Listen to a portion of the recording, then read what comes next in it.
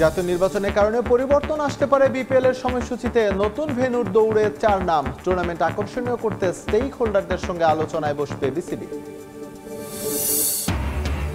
বিকেলে অনূর্ধ্ব-20 নারী সাফের উদ্বোধনী ম্যাচে বাংলাদেশের সামনে শ্রীলঙ্কা। প্রতিপক্ষকে সমীহ করছেন অধিনায়ক আফিদা। স্বাগতিকদের রুখে দিতে চায় লঙ্কানরা।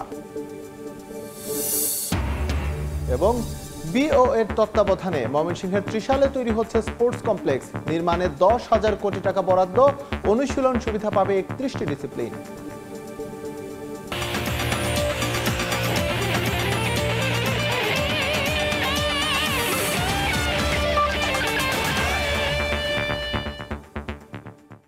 বিশ্বের নানা প্রান্তের খেলাধুলার খবর নিয়ে আমাদের নিয়মিত আয়োজন খেলার সময়। আর এই আয়োজনে আপনাদের সঙ্গে আছি আমি এসএম ইকবাল।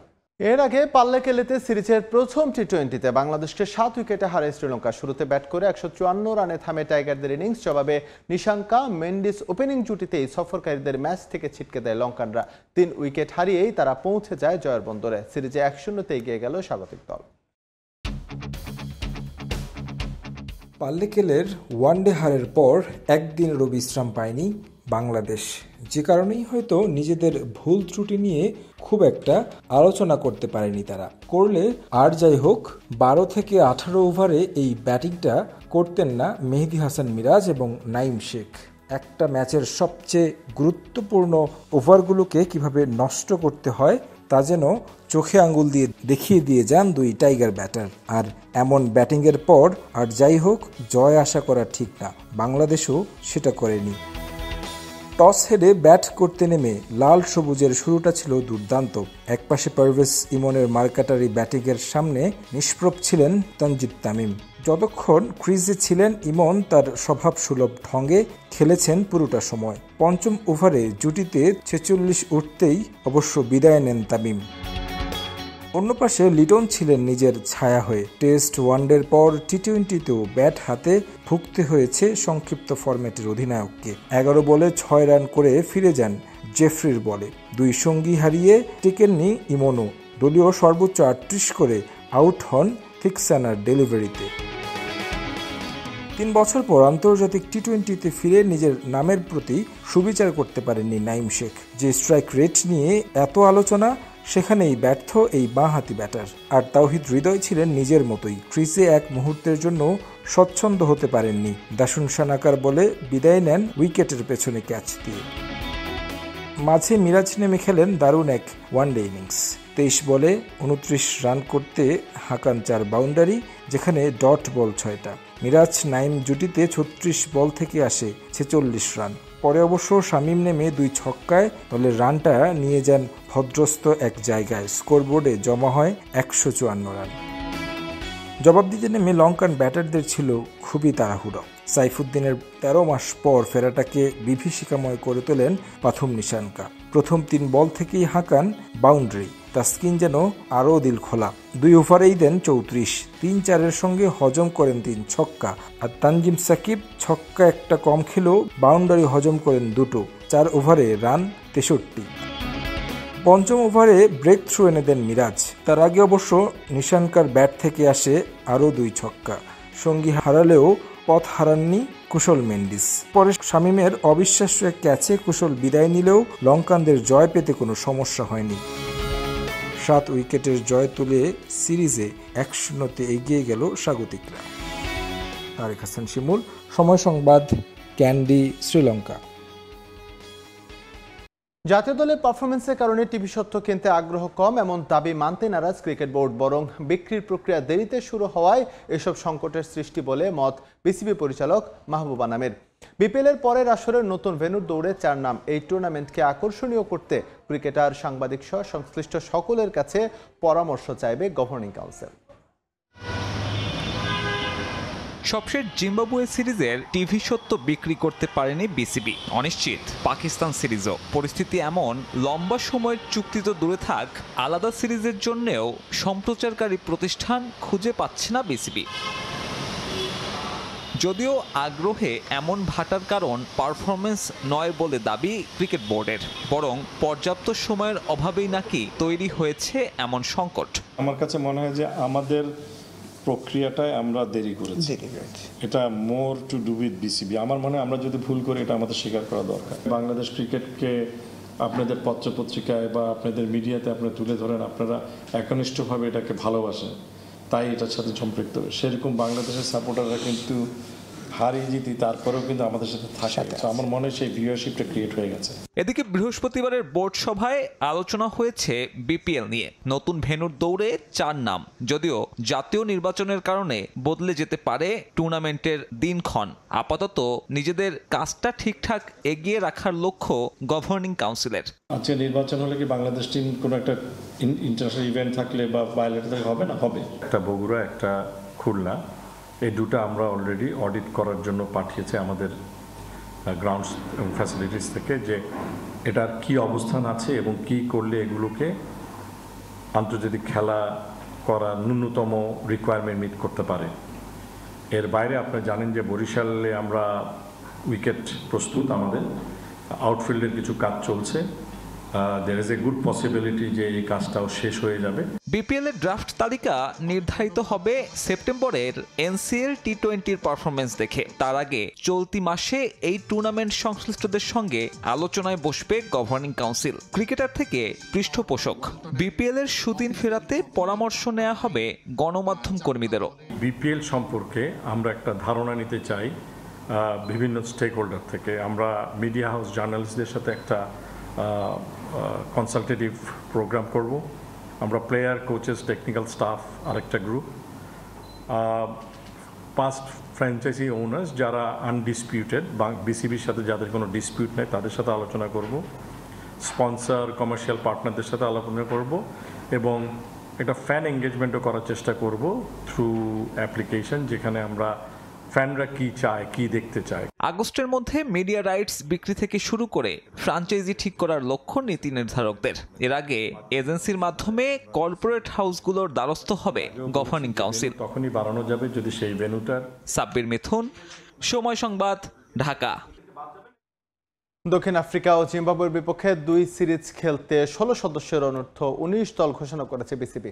প্রথমে প্রোটিয়াদের বিপক্ষে 3 ম্যাচের দ্বিপাক্ষিক সিরিজ খেলে জিম্বাবুয়ে যাবে যুব দল। সেখানে দক্ষিণ আফ্রিকাকে নিয়ে ত্রিদেশীয় টুর্নামেন্টে অংশ নেবে আজিজুল হাকিমরা। 2026 যুব বিশ্বকাপের প্রস্তুতি হিসেবে এই 2 সিরিজে অংশ নেবে বাংলাদেশ অনূর্ধ্ব 19 দল। আসন্ন 2 সফর সামনে রেখে মিরপুরের হোম অফ ক্রিকেটে ফটো সেশনে অংশ নেন যুব দলের সদস্যরা। পরবর্তী বিশ্বকাপ আফ্রিকায় হওয়ায় এই 2 সিরিজ থেকেই সর্বোচ্চ প্রস্তুতি নিতে চায় দল। জাতীয় দল বাজে সময়ের মধ্যে দিয়ে গেলেও বয়সভিত্তিক দলের লক্ষ্য সাম্প্রতিক ভালো খেলার ধারাবাহিকতা রেখে জয় নিশ্চিত করা।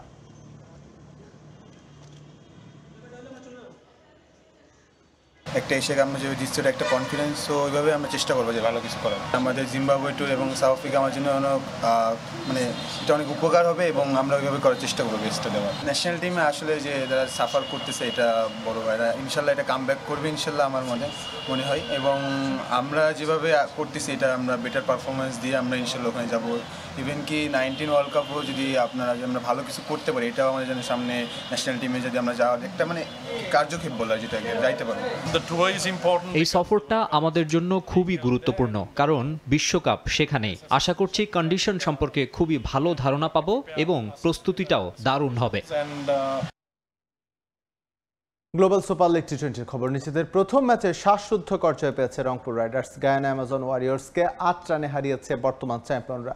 টস জিতে আগে ব্যাট করতে নেমে 5 উইকেট হারিয়ে 162 রান করে নুরুল হাসান সোহানরা। লক্ষ্য তাড়া করতে নেমে 154 রানে অল আউট হয় গায়ানা। ম্যাচ ছাড়া হয়েছেন খালেদ। টিম ম্যানেজমেন্টের আস্থার প্রতিদান দিতে পেরে খুশি এই পেসার। পরের ম্যাচেও দলের জয়ে ভূমিকা রাখার আশা খালেদের। গায়ানার প্রভিডেন্স স্টেডিয়ামে ক্ষণে ক্ষণে রং বদলানো ম্যাচের শেষটা হেলে পড়েছিল গায়ানা অ্যামাজন ওয়ারিয়র্সের দিকে। তবে অনিশ্চয়তার খেলা ক্রিকেট, সেখানে যে কোনো মুহূর্তেই বদলে যেতে পারে ফলাফল। রংপুরও সেটা করে দেখালো গ্লোবাল টি-20 লিগ অভিযানের শুরুতেই। জয়ের জন্য শেষ 12 বলে গায়ানার প্রয়োজন ছিল 20 রান। তারকায় ঠাসা দলটার জন্য মোটেও কঠিন ছিল না এই পথ পাড়ি দেয়া। তবে বর্তমান চ্যাম্পিয়ন রংপুর সব পরিকল্পনা যেন সাজিয়ে রেখেছিল শেষ সময়ের জন্য। ১৯তম ওভারে খালেদের প্রথম বলেই ৪ মেরে গায়ানাকে ভালো শুরু এনে দেন ডেভিড। ২ বল পরই ছক্কা হাঁকিয়ে লক্ষ্যে পৌঁছানোর আভাস দেন ডোয়াইন প্রিটোরিয়াস। তবে তখনই ত্রাণকর্তা খালেদ শেষ ২ বলে ২ উইকেট তুলে নিয়ে রংপুরকে দারুণভাবে লড়াইয়ে ফেরান তিনি। শেষ ওভারে গায়ানা অ্যামাজন ওয়ারিয়র্সের জয়ের জন্য প্রয়োজন ছিল ৯ রান, রংপুরের প্রয়োজন ছিল ১ উইকেট। আফগান অলরাউন্ডার আজমতুল্লাহর প্রথম বলেই বোল্ড ডেভিড। ৮ রানের জয়ে গায়ানার প্রভিডেন্স স্টেডিয়ামে বাঁধ ভাঙা উচ্ছ্বাসে মেতে ওঠে রংপুর রাইডার্স। খাদের কিনারা থেকে দলকে দাপুটে জয় উপহার দেন খালেদ।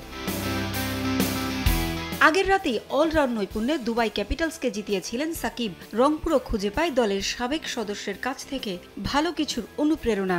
গায়ানার প্রভিডেন্সে ব্যাট করতে নেমে শুরুটা ভালো হয় সোহানের দলের। উদ্বোধনী জুটিতে ৪৯ রান তোলেন রংপুরের ২ ওপেনার সাইফ হাসান ও সৌম্য সরকার।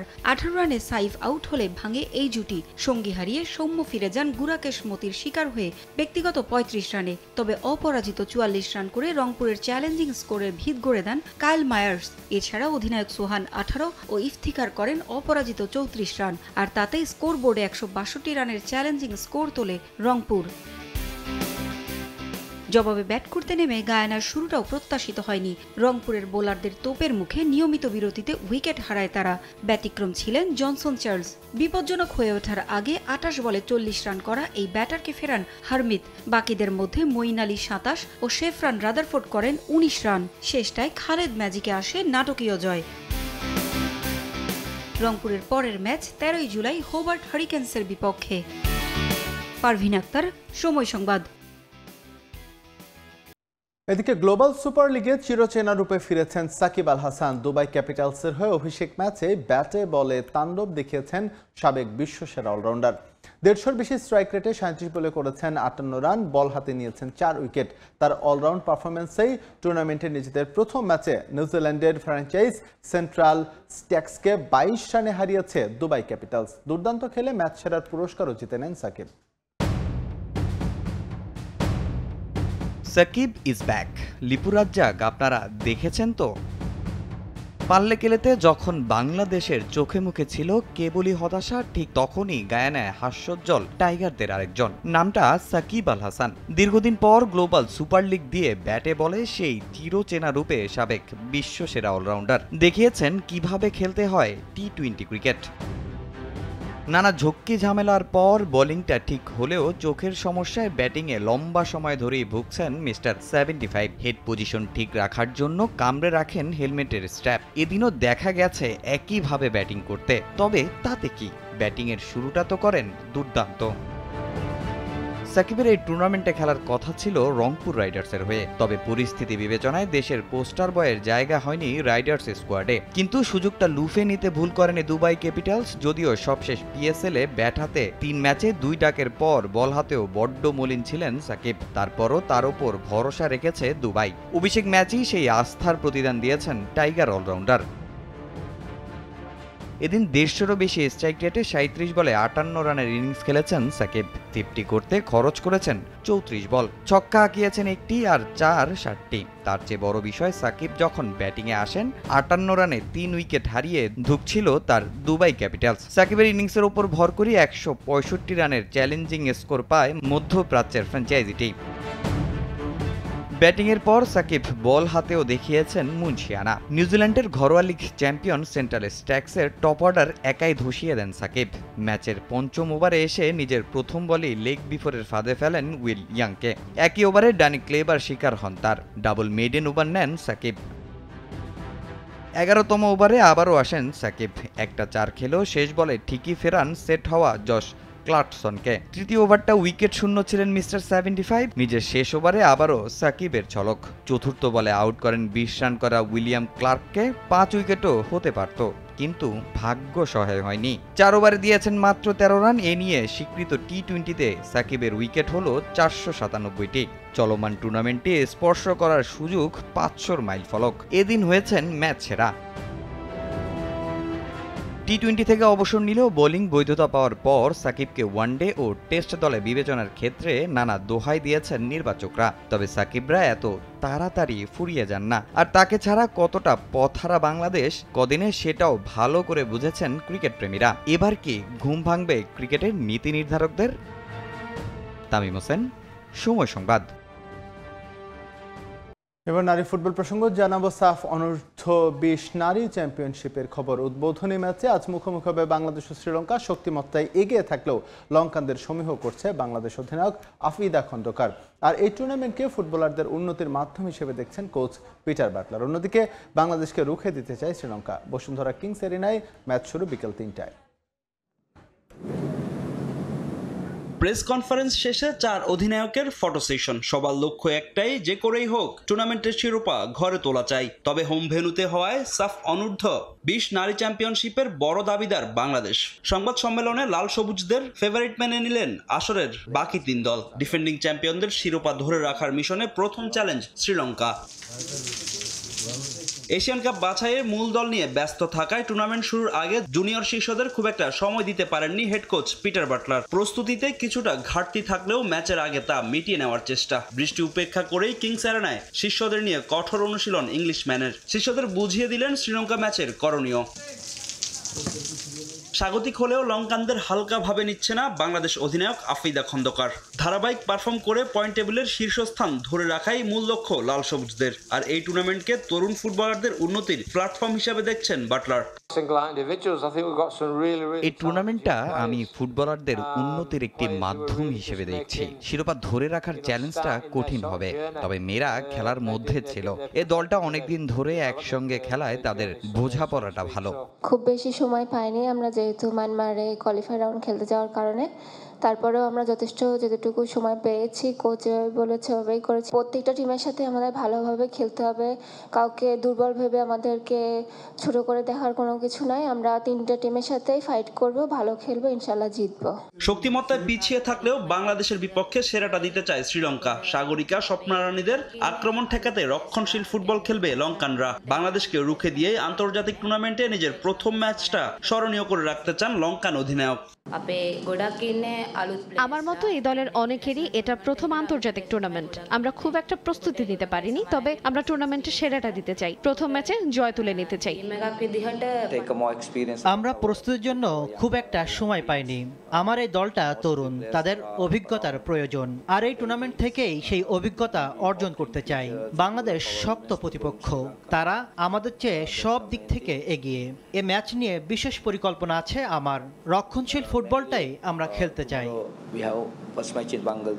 রাউন্ড রবিন লিগে ফরম্যাটে অনুষ্ঠিত হবে এবারে সাফ অনূর্ধ্ব-20 নারী চ্যাম্পিয়নশিপ। আসর শেষে পয়েন্ট টেবিলের শীর্ষে থাকা দলের হাতেই উঠবে শিরোপা।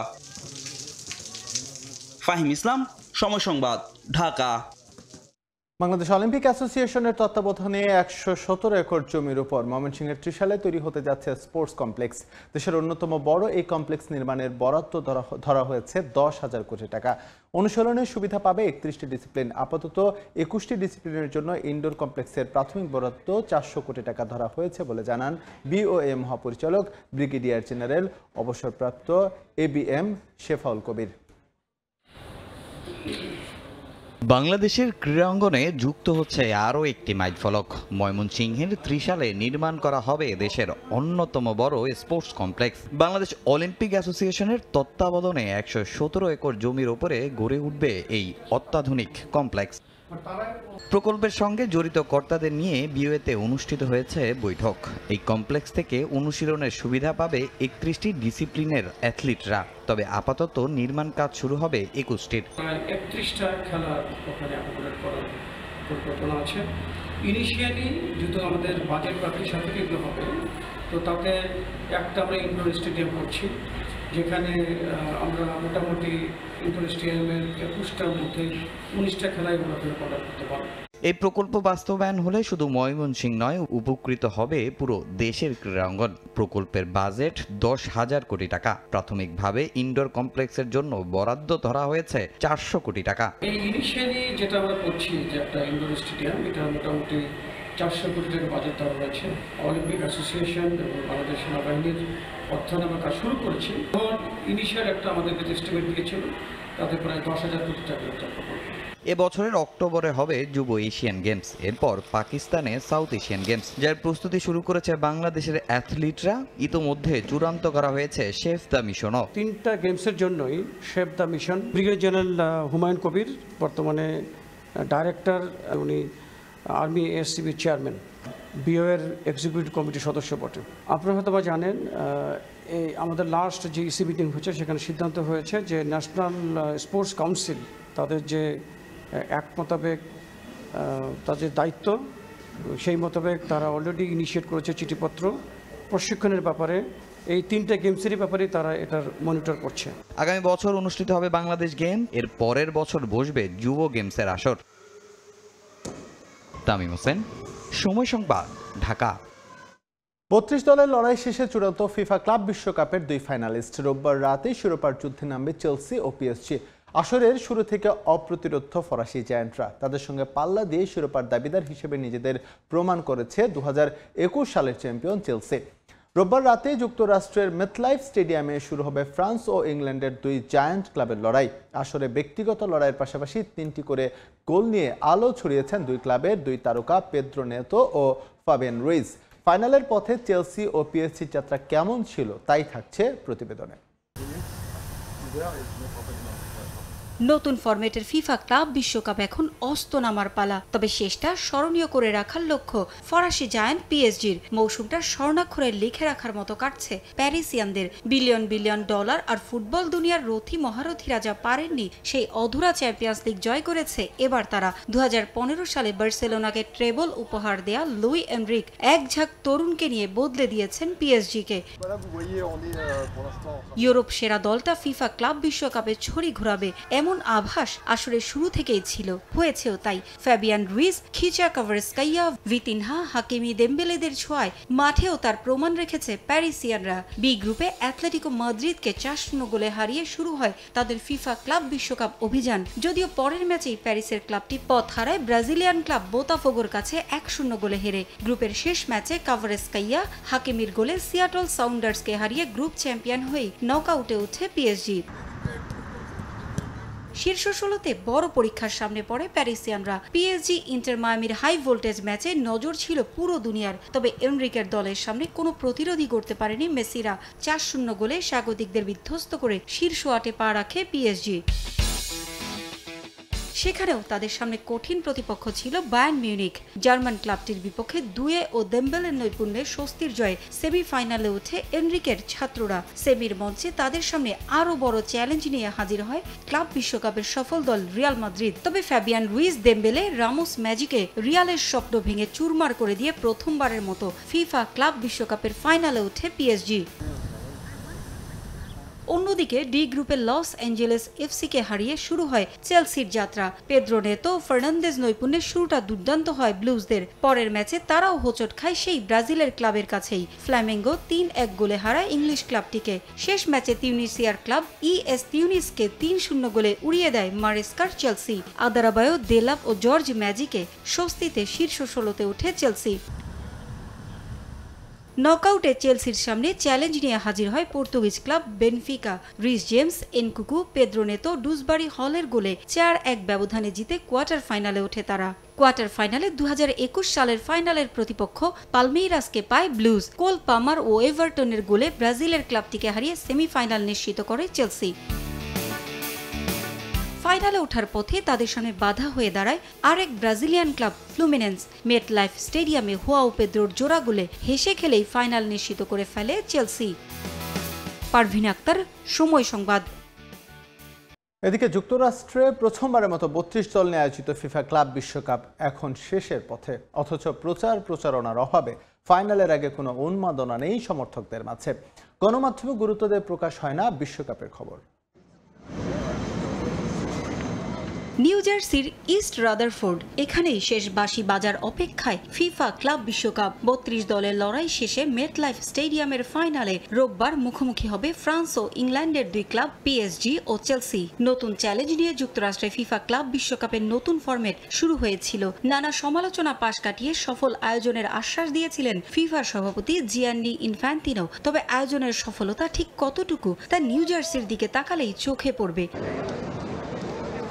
11টি শহরে ৩২ দলের এ লড়াই, অথচ যুক্তরাষ্ট্রের অনেক মানুষই তেমন কিছুই জানেন না এ আয়োজনের বিষয়ে। এমনকি ক্লাব বিশ্বকাপ নিয়ে তাদের তেমন আগ্রহও নেই। নির্দিষ্ট কিছু জায়গা ছাড়া প্রচারণাও নেই শহর জুড়ে। দেশের শীর্ষ সারির গণমাধ্যমেও খবর ছাপা হয় না ক্লাব বিশ্বকাপ নিয়ে। অনেক ম্যাচেই দেখা গেছে বেশিরভাগ গ্যালারি ফাঁকা, তাই ফাইনালেও এমন ঘটনার পুনরাবৃত্তির আশঙ্কা দর্শকদের। আগামী বছর যুক্তরাষ্ট্রে বসবে বিশ্ব ফুটবলের মহাযজ্ঞ বিশ্বকাপ। দর্শকদের এমন অনাগ্রহ বিশ্বকাপের জন্য অশনি সংকেত হিসেবে দেখছেন কেউ কেউ। এত অর্থ খরচ করে বিশ্বকাপ আয়োজন চান না যুক্তরাষ্ট্রের অনেক মানুষ। এখানে এত বড় একটা আয়োজন হচ্ছে, অথচ আমরা তেমন কিছুই জানি না। রাস্তাঘাটে বড় কোনো সাইনবোর্ড বা বড় পর্দাও নেই যে আমরা বুঝবো খেলা হচ্ছে। এমনকি খবরের কাগজেও এ নিয়ে তেমন কোনো সংবাদ দেখলাম না। এটা সত্যিই দুঃখজনক। এখনই যদি এমন চিত্র হয়, তাহলে আগামী বছর বিশ্বকাপ হলে মাঠে কি পরিমাণ দর্শক আসবে তা নিয়ে চিন্তিত আমরা সবাই। যুক্তরাষ্ট্রে আগামী বছর বিশ্বকাপ হবে, এত অর্থ খরচ করে বিশ্বকাপ আয়োজনের প্রয়োজনীয়তা আছে বলে মনে করি না আমরা। নিউ ইয়র্কের টাইমস স্কোয়ারে অবশ্য বেশ কিছু জায়গায় বড় পর্দায় ফিফা ক্লাব বিশ্বকাপের প্রচারণা ছিল, তাও আবার ভুলে ভরা। সেমিফাইনাল শেষেও সেখানে ছিল সেমিফাইনালের শুরুর খবর। ফিফথ এভিনিউ ট্রাম্প টাওয়ারে অবশ্য পাওয়া গেল ভিন্ন চিত্র।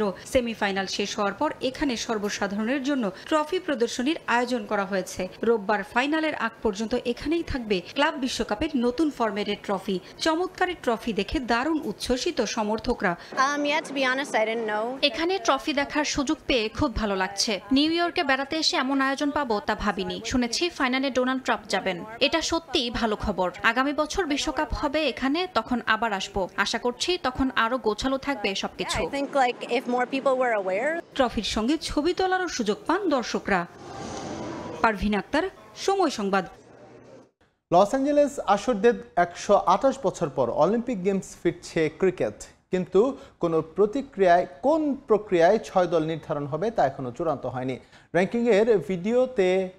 র্যাঙ্কিংয়ের ভিত্তিতে নাকি অন্য কোনো উপায়ে দল বাছাই হবে সেটাই জানা যেতে পারে আইসিসির আসন্ন বার্ষিক সাধারণ সভায়। 128 বছর পর অলিম্পিক গেমসে ফিরতে যাচ্ছে ক্রিকেট। গ্রেটেস্ট শো অন আর্থে ফেরা নিয়ে ক্রিকেট বিশ্বে এক্সাইটমেন্ট। তবে 2028-এর ওই আসরে ক্রিকেটের প্রত্যাবর্তন নিয়ে তৈরি হয়েছে জটিলতা। 6 দল কিভাবে নির্ধারণ হবে সেটাই চূড়ান্ত করতে পারছেন না নীতি নির্ধারকরা। ইন্টারন্যাশনাল অলিম্পিক কমিটি বা ইন্টারন্যাশনাল ক্রিকেট কাউন্সিল কোনো পক্ষই না। চলতি মাসের আইসিসি বার্ষিক সাধারণ সভায় অন্যতম মূল এজেন্ডা থাকবে এটি। জিম্বাবুয়েতে সবশেষ মিটিংয়েই নির্ধারণ হয়েছিল সিঙ্গাপুরে 17 থেকে 20 জুলাই অনুষ্ঠিত হবে আইসিসির বার্ষিক সাধারণ সভা। বিশ্ব ক্রিকেটের নিয়ন্ত্রক সংস্থার চেয়ারম্যান হিসেবে দায়িত্ব নেওয়ার পর জয়শায়ের প্রথম এজিএম হওয়ায় বাড়তি গুরুত্ব পাচ্ছে যেটি। সম্প্রতি লস অ্যাঞ্জেলেস অর্গানাইজিং কমিটির সঙ্গে আলোচনার জন্য যুক্তরাষ্ট্রে গিয়েছিলেন তিনি। ধারণা করা হচ্ছে ফলপ্রসূ আলোচনা হয়েছে সেখানে। সিঙ্গাপুরের অ্যানুয়াল জেনারেল মিটিং শেষে লস অ্যাঞ্জেলেস অলিম্পিক নিয়ে গুরুত্বপূর্ণ সিদ্ধান্ত জানাতে পারে আইসিসি। র্যাঙ্কিংয়ের ভিত্তিতে 6 দলের অংশগ্রহণ নিশ্চিতের আলোচনা সবচেয়ে বেশি। এই মুহূর্তে টপ 6 টি20 team Bharat, Australia, England, New Zealand, South Africa ও ওয়েস্ট ইন্ডিজ। আর এই হিসেবে পাকিস্তান, শ্রীলঙ্কা, বাংলাদেশ ও আফগানিস্তানের মতো দলকে ছাড়াই হবে স্পেশাল এই ইভেন্ট, যাতে বিপুল সংখ্যক দর্শক হারানোর শঙ্কা থাকবে। আবার যুক্তরাষ্ট্রকে হোস্ট হিসেবে অটোমেটিক কোয়ালিফিকেশন দেওয়ার দাবিও উঠছে। সিঙ্গাপুরে আইসিসি এজিএম এর আরেকটি এজেন্ডা ক্রিকেটারদের বয়স। 5 বছর আগে সিদ্ধান্ত হয়েছিল সিনিয়র ইন্টারন্যাশনাল ক্রিকেটে অভিষেকের সর্বনিম্ন বয়স 15 বছর হতে হবে। তবে এবার সংশোধন হতে পারে এ নিয়ম। 14 বছর বয়সে পাকিস্তানের হাসান রাজা ও 15 বছরে মুশতাক আহমেদ, এরপর 16 বছরে আন্তর্জাতিক অভিষেক হয়েছিল সচিন টেন্ডুলকারের। সবশেষ আইপিএলে বৈভব সূর্যবংশীর ডেবিউ হয় 14 বছর বয়সে। তাই সর্বনিম্ন বয়সকে পুনর্বিবেচনা করতে যাচ্ছে আইসিসি। মাকসুম আলম খান, সময় সংবাদ। পেশাদার ক্রিকেটে অনন্য এক দৃষ্টান্ত স্থাপন করলেন আয়ারল্যান্ডের পেসার কার্টিস ক্যাম্পার। আয়ারল্যান্ডের ইন্টার প্রভিন্সিয়াল টি20 ট্রফিতে 5 বলে 5 উইকেট শিকার করেছেন তিনি।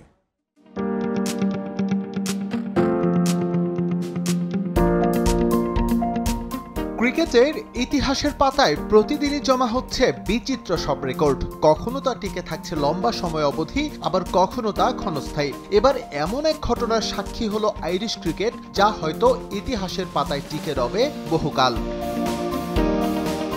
ডাবলিনে ইন্টার প্রভিন্সিয়াল টি-20 ট্রফিতে নর্থ ওয়েস্ট ওয়ারিয়র্সের বিপক্ষে মানস্টার রেডসের হয়ে খেলতে নেমেছিলেন কার্টিস ক্যাম্পার। প্রথমে ব্যাট করে 7 উইকেটে 188 রান করে মানস্টার। জবাব দিতে নেমে ওয়ারিয়র্স চেষ্টা করলেও ক্যাম্পারের আগুনে বোলিংয়ে একেবারে লন্ডভন্ড হয়ে যায়। রেকর্ডের সূত্রপাত দ্বাদশ ওভারে। যদিও নর্থ ওয়েস্ট ওয়ারিয়ার্স অধিনায়ক এই ওভারের শুরুটা ছিল বেশ নড়বড়ে। প্রথম 4 বলে একটি 6 সহ 9 রান দেন ক্যাম্পার। এরপরই বদলে যায় দৃশ্যপট। শেষ 2 বলে 2 উইকেট শিকার করেন তিনি। 14তম ওভারে বোলিংয়ে এসে আবারও বাজিমাত করেন আইরিশ পেসার। প্রথম বলেই উইকেট তুলে নিয়ে পূরণ করেন হ্যাট্রিক। পরের 2 বলে রবি মিলার আর জশ উইলসনকে আউট করে পেশাদার ক্রিকেটে গড়েন অনন্য এক ইতিহাস। এর আগে স্বীকৃত ক্রিকেটে টানা 5 বলে 5 উইকেট শিকারের কোনো নজির নেই। তবে নারীদের ক্রিকেটে আছে এমন দৃষ্টান্ত। 5 বলে 5 উইকেট নেওয়ার কৃতিত্ব ছিল জিম্বাবুয়ের নারী দলের অলরাউন্ডার কেলিস নডলোফুর। 2024 সালে জিম্বাবুয়ে অনূর্ধ্ব 19 দলের হয়ে ইগলস উইমেনের বিপক্ষে এই রেকর্ড গড়েন তিনি। আন্তর্জাতিক টি-20তে 4 বলে 4 উইকেট নেওয়ার রেকর্ড আছে কার্টিস ক্যাম্পারের। 2021 টি-20 বিশ্বকাপে নেদারল্যান্ডসের বিপক্ষে এই কীর্তি গড়েছিলেন তিনি। এছাড়াও এই সংস্করণে 4 বলে 4 উইকেট নিয়েছেন রশিদ খান, লাসিথ মালিঙ্গা, জেসন হোল্ডার, ওয়াসিম ইয়াকুব ও হার্নান ফেনেল। আন্তর্জাতিক টি-20তে প্রথম 4 বলে 4 উইকেট নেন আফগানিস্তানের তারকা লেগ স্পিনার রশিদ খান। 2019 সালে দেহরাদুনে ক্যাম্পারদের বিপক্ষে এই কীর্তি গড়েছিলেন তিনি। একই বছর পাল্লেকেলেতে নিউজিল্যান্ডের বিপক্ষে 4 উইকেট নিয়ে সে রেকর্ড স্পর্শ করেন লাসিথ মালিঙ্গা। আর 2002 সালে ইংল্যান্ডের বিপক্ষে 4 বলে 4 উইকেট নিয়েছিলেন West Indian allrounder Jason Holder. SM Iqbal, Somoy Sangbad. খেলার সময় শীর্ষ সংবাদগুলো জেনে দিচ্ছি আরেকবার। জাতীয় নির্বাচনের কারণে পরিবর্তন আসতে পারে বিপিএল এর সময়সূচিতে। নতুন ভেন্যুর দৌড়ে 4 নাম। টুর্নামেন্ট আকর্ষণীয় করতে স্টেক হোল্ডারদের সঙ্গে আলোচনায় বসবে বিসিবি। বিকেলে অনূর্ধ্ব-20 নারী সাফের উদ্বোধনী ম্যাচে বাংলাদেশের সামনে শ্রীলঙ্কা। প্রতিপক্ষকে সমীহ করছেন অধিনায়ক আফিদা। স্বাগতিকদের রুখে দিতে চায় লঙ্কানরা। এবং বিও এর তত্ত্বাবধানে ময়মনসিংহের ত্রিশালে তৈরি হচ্ছে স্পোর্টস কমপ্লেক্স। নির্মাণে 10,000 কোটি টাকা বরাদ্দ। অনুশীলন সুবিধা পাবে 31টি ডিসিপ্লিন।